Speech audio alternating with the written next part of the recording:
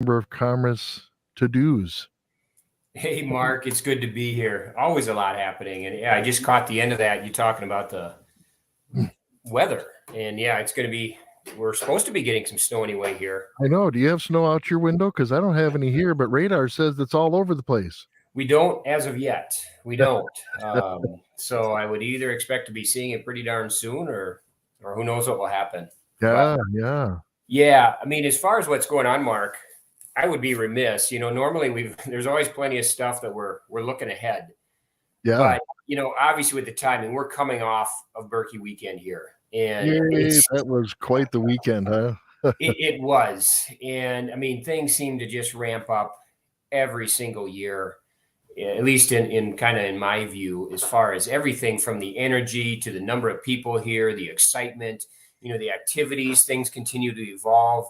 But yet the great thing about the Berkey is there's certain traditions that are carried on year to year, and will I would assume always exist with the Berkey. And of course, next year we got the big one, you could say, the 50th anniversary, 50th time that the Berkey has been run. But it's just in looking back and reflecting at the week, everything from Ernie St. Germain completing his 49th Berkey. That was a pretty darn nice way to kick off the week, actually, with the open track event on Wednesday. Yeah, because that's where Ernie skied, and that's been such a neat event too for those skiers that maybe don't like the hubbub of the actual quarter open or Berkey, where you're skiing in such close quarters most of the way. The open track is definitely more relaxed, so I think that's already been a winner, in its second year.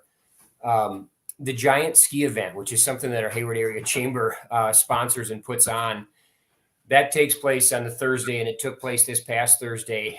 I think we had a bigger crowd than ever before, and we typically have gotten really good turnouts for the giant ski. It's always starting that late afternoon, early evening, so it tends to get cold once the sun goes down, so things thin out a little bit after that. But at the start of that race, it was amazing to see Main Street for the giant ski event lined on both sides all the way up and down. Yeah. And I have to give a big shout out and kudos to the Nimrods, who were the champions this year. There you go. Right on cue there, Mark.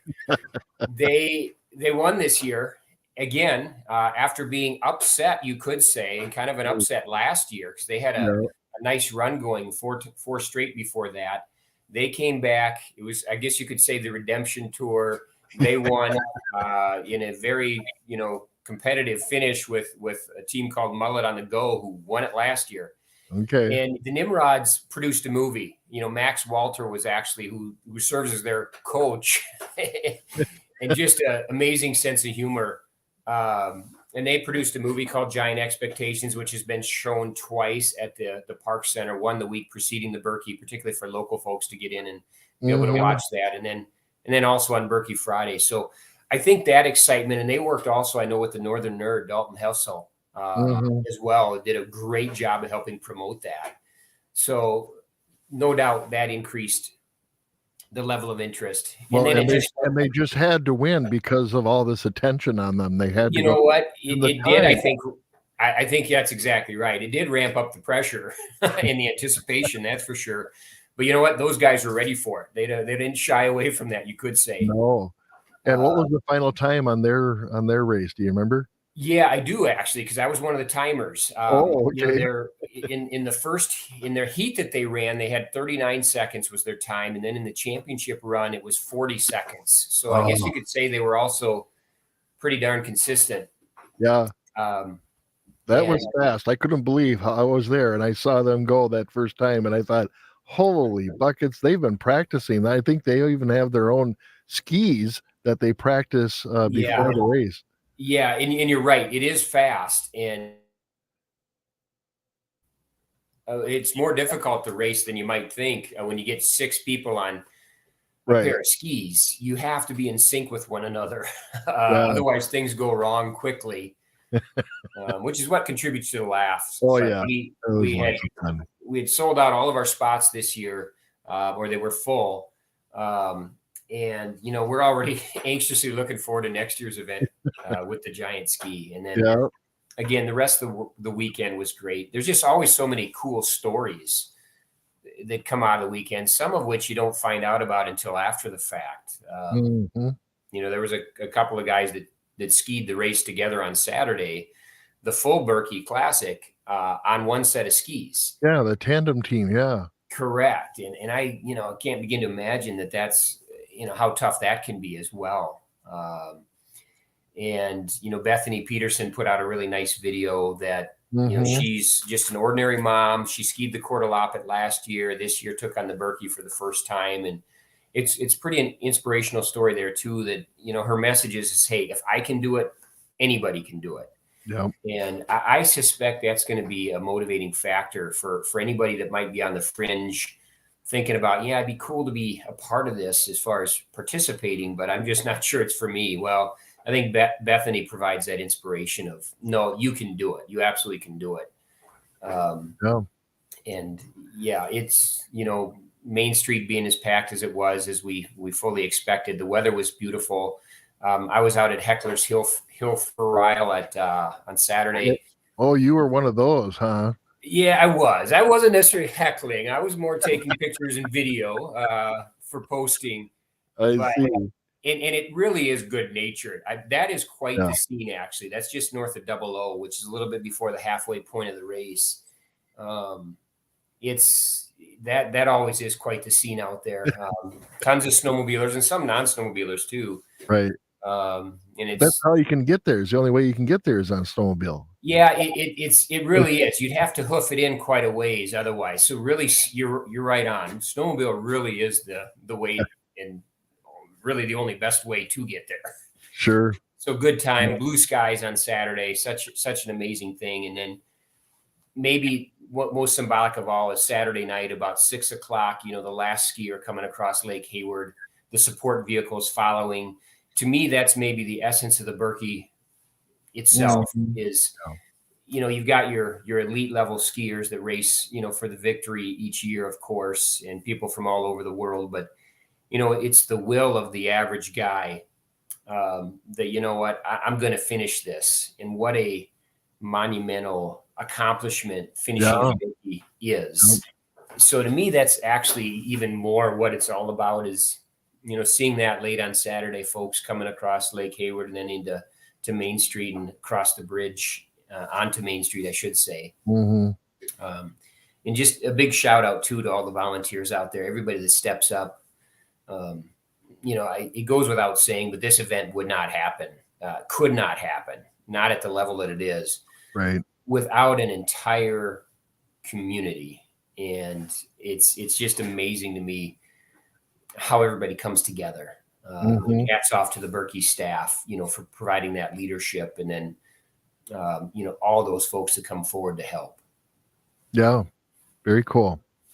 Well, we skipped our business after 5 this in February because of the Berkey. So, what are we coming up here for March?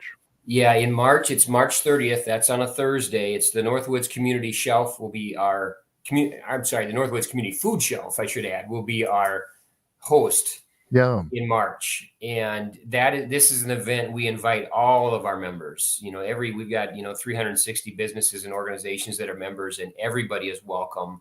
All staff of those businesses. It's just a great chance to come together for a social event once a month and get together, meet new folks, converse with folks you may already know, learn a little bit about our host, what they've been up to. It's always a fun evening. There's always great food and beverage there, door prizes. Our last one would have been towards the end of January, which was hosted by Superior Choice Credit Union as well as the Steakhouse and Lodge. The Steakhouse and Lodge was actually the location. We had over 80 people there. Things were full and buzzing that night. So it's just a cool event that we do each month, other than, you said it, other than February. Yeah. We do take some time off there, given the Berkey. And the community food shelves in the area, not just Northwoods, but all the other food shelves are getting some extra attention this month because the federal government is cutting back on the extra SNAP benefits that people got during COVID. And now that has ended. And I actually had an interview like this with the staff at Northwoods and the other food shelves in the area talking about this very thing that's happening in March, and this is when it happens. So most of these food shelf organizations have been ramping up their food distribution and preparing for extra numbers coming in. Yeah, that's a good point and good message there, Mark, because that is happening. We've got the also the Hayward Community Food Shelf. I know Cable has a nice food shelf, and there's others in the area too, and they serve such an important purpose. Hats off to all the folks that step up and volunteer for those food shelves, just to make sure that our local community and residents are able to get the food that they need. Yeah. So yeah, you're right on about that. Things are ramping up that much more, and they already tend to be quite busy. Sure. All right. What's next on the agenda here? I'm looking here. Oh, the ribbon cuttings. Yeah, we've got one coming up Thursday. It's at Lakeside Health and Wellness. That's in the Windmill Square, what used to be the Lynn Marie's Candies building. Oh, for those okay. that are familiar with that. Yeah. It's a really interesting business model. It's particularly designed for people that, you may not have insurance, for example, health insurance, but it's a lower cost way to be able to go in to provide some services. Not a full on, they're not doing surgeries and things like that, of course, Sure. in there, but for basic health needs, it's really going to be a nice addition, I think, to our community. And we're happy to help celebrate with them with a ribbon cutting on Thursday, and as a new member of our chamber, and that's coming up at noon this Thursday.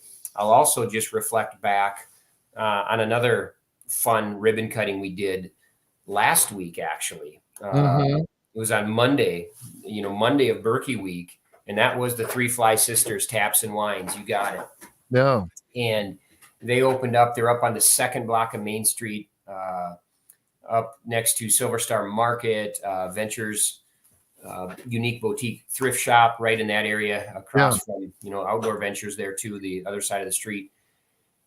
And I know their first week they've absolutely knocked it out of the park in terms of business, and right. in such rave reviews. I know, as far as the atmosphere, inside.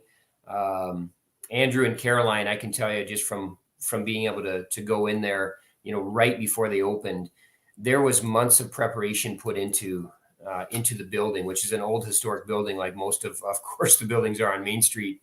Yeah. They did such a wonderful job refurbishing that. Such a neat atmosphere. You kind of have to be there and experience it.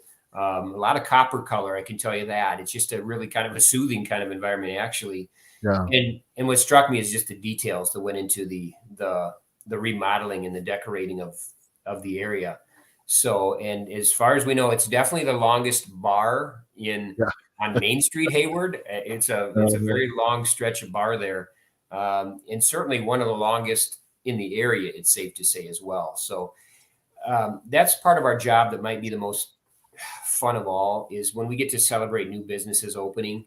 It goes without saying, these are folks' livelihoods. These are their babies, you could say. And the excitement, also the nervousness, all the sweat equity that goes into, establishing and opening a new business. And that's where we like to play a part in just making sure they, or assisting them, I should say, with the exposure and helping them get off to a good start. So those are, again, always really, really important and quite special to us, I can tell you, as it is to the businesses. Yeah. Very cool. Well, now that the Berkey's passed, spring is coming soon, then summer, and we're looking towards the Muskie Fest. What's happening with that? Yeah, I'm glad to announce that last week at our Hayward Area Chamber of Commerce Board of Directors meeting, we chose what's going to be the 2023 logo for that theme that you just flashed on the screen, Wishing I Was Fishing. We actually haven't released that logo publicly yet. We wanted to get, of course, keep the shine on the Berkey. You can look for us to release that logo publicly in the next couple of weeks. I think folks are going to be pretty excited about it. There was 25 different submitted entries, and these are designs that came in from the public. That's one of the traditions we like for Muskie Fest, is to allow, our public, both professional and amateur artists out there, and mostly amateur, but they do such a wonderful job of coming up with different designs that we then look at, and our board ultimately selects the design for the logo for that given year, which is going to be the 73rd year of Muskie Fest coming up this 3rd through 24th to be specific. Yeah, so cool. Look for that in the next couple of weeks, the official unveiling of that logo. That's of course going to appear on the the official Muskie Fest commemorative T-shirts that will be on sale later in the spring, as well as the buttons that are our Muskie Fest scholarship program pageant entrants will be selling as well. They'll be available here at our information center. So Muskie Fest, as you might imagine, is a year-round endeavor in terms of the planning and the preparation. So I can tell you that's been well underway. It'll continue to ramp up. And I'd be remiss, Mark, not to give a special thank you to all of our sponsors. Adventure RV and Power Sports is our presenting sponsor of Muskie Fest. We've had and we're so grateful for this, such a nice level of commitment of businesses out there to help sponsor the event, as well as Fall Fest, which is sponsored by the Northern Lakes Co-op. And we're very grateful for that, because Muskie Fest also serves as a very key fundraising event for our Chamber of Commerce to help with our operations throughout the year. So that's very important for us. Yeah. Obviously, it's very important for the community, because an event like that also would not happen without them. And I mean, the good news is any businesses out there, any of our members that still want to be a part of Muskie Fest through a sponsorship, we do still have opportunities available. You can just reach out to us, myself or Brianna, and we've got different level sponsorships to meet every type of budget we feel. So it's also not too late, of course, but we're just so grateful for the outpouring so far. Okay.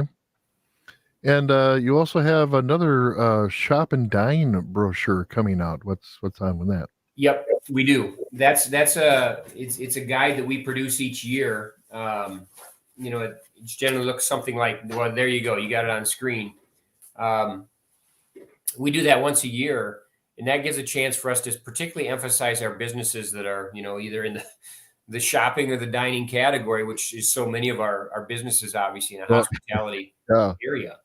Yeah. So we're in the middle stages, I could say, of that. We're in the process of selling ads for that. We've got a pretty good outpouring there too, actually, of businesses that have stepped up, want to be in this guide. We produce about 5,000 a year that we distribute throughout the region. You'll see them on racks, say in hotels and restaurants out there throughout the region. We also have them available here at the information center. We get a lot of requests from folks that reach out to us via email or phone that want those sent to them, mailed to them. So it's a great thing to get into people's hands to help them navigate getting in and around Hayward, for their shopping, their dining needs. We list all of our members that are in those categories in this guide. And then for those members that want to purchase and get even more exposure with an ad, they can purchase an ad. It's not too late to do that. We are getting down to the wire. Folks have about a week yet. Please contact our office as soon as you can if you still are interested in purchasing an ad. That can be to Kathy in our office specifically, but I can help with that as well. So again, look for that. The guide itself will come out in late April is what the plan is for that. Sure. And this is available at the chamber office and at various businesses around the community. I believe the Convention and Visitors Bureau also uses that in some of their mailings. Yes. Yep, they sure do. Yeah, because it's a pretty commonly requested thing, along with our pamphlet we produce called the area events. We've got that ready to go. The 2023 calendar of events. Okay. Yeah, that's available. So these two things are very common requests for people to have mailed to them, along with the Hayward Lakes Vacation Guide, which is produced by the Visitor Convention Bureau. They do a wonderful job with that each year. That comes out in November. So those three serve as probably as popular of brochures as we have in our office and requested to be sent out. So anybody locally can come and pick one up here at our information center. Very cool. Very cool. And finally, I know I've talked about this a lot, and that's our trails and all the volunteers, especially after these couple of storms that we had, and where the trails were just decimated by falling branches and trees knocked over and stuff, and how the volunteers have really helped bring these trail systems back into working order. Yeah, and I'm glad to hear that too, Mark, that you've been touting their efforts and accomplishments for that matter. It's our groomers, who, by the way, are pretty much all volunteers for the most part. Yeah, yeah, Uh, the groomers that groom our snowmobile trails. Also, we have various smaller ski clubs in the area that have volunteer groomers. You know, things like Hasta, or up in the Cable area, the North End Ski Club. These are folks that give of their time, their passion, their love of it to groom these trails. Camba, the mountain bike trails, we've got about 60 to 70 miles of single track that are groomed in the wintertime for fat biking. yeah, yeah. Jerry Wright, I know, and as well as some others, does just a wonderful job of grooming those trails. So it's kind of that old adage, you know, trails don't make themselves, or trails don't maintain themselves. And for the efforts, we've gotten so much snow, so that's kept it maybe harder to keep up. But even more Yep. challenging was that initial snow in mid-December that brought down so many branches and trees. So there literally, you know, was a couple weeks worth of cleanup before grooming really could even, you know, start, for that matter. Right. Yeah. But the economic impact of the efforts of these individuals, the groomers out there, is so vital to our winter economy, because wintertime tourism is extremely important to us. We all know how well we do in the summer, but you know, wintertime is so important to our area businesses. So I just want to give a big hats off. You know, being out there and snowmobiling myself, I'm amazed at just the condition of the trails. They've just been awesome. The lakes have been challenging at times, you know, because of some of the rain and other things. But you know, this recent snow really helped with that. And I mean, the trails have just been nothing short of awesome, I can say. So a huge thank you, both personally as a trail user myself, but also just from a business standpoint. I think I speak for all of our businesses in giving a tip of the hat to those folks that are out there working. Yep. And now we get into what most people call the mud season. So Yeah. Other than what I would say, you're right on. It's going to come eventually, isn't it, Mark? But yeah, I would also just add, not so fast, because personally, it's feeling to me like we're going to have, you know, a fair amount of winter and winter fun and snow play left yet. So that's okay by my book. But we know it's eventually going to come for sure. for sure. Yep. Yeah. And winter is hanging on a little bit. We got snow coming today. Again, I haven't seen it yet, but they're predicting 3 to 5 inches coming in today. And then later on, at the end of the weekend, there's even some forecasted snow showers on Sunday and Monday. But yeah, there's could still be a lot of big snowstorms coming up through March, because we know March is pretty unpredictable. You're right. You're right about that, Mark. And you know, historically, we've had some of our biggest, you know, snow events of all in March. It doesn't always hang around as long, Right. Yeah. but we've had some of our biggest snow events. So I just, you know, would encourage people to get out there to, if you can enjoy it and embrace the snow, let's do it. Because in the end, it is kind of a short season of true snow play. And we're truly a winter wonderland. Yeah. And I know people, these different trail associations for snowmobile, cross country skiing, fat tire bike, even just hiking trails or snowshoe trails.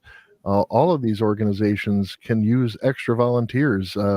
Some of the volunteers that worked through the storms were, you know, a lot of them were out there by themselves. And, you know, as time goes on, we just need help with these things.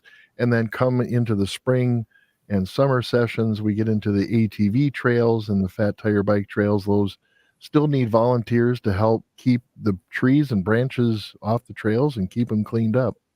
Yeah, they sure do, Mark. And you know, financial support is always nice, and frankly, that's needed too. But I think you said another key thing there is literally just hands and help.